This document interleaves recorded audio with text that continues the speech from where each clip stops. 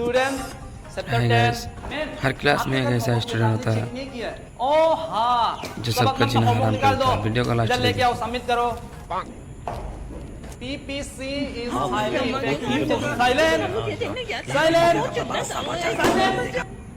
Ma'am कब से silent बोल रहे? तुम लोग को सुनाई नहीं दे रहा है? दे रहा है क्या? Good Jemsi, good. Thank you ma'am. Last कहाँ तक किया था? पेज 29 लास्ट क्या था? Page 29 ma'am 29। ओह यस, हाँ 29। Good Jemsi, good. अपनी कितनी बोर्ड नहीं देखा?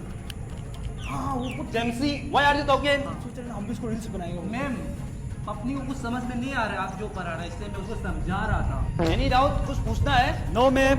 No ma'am. Yes ma'am.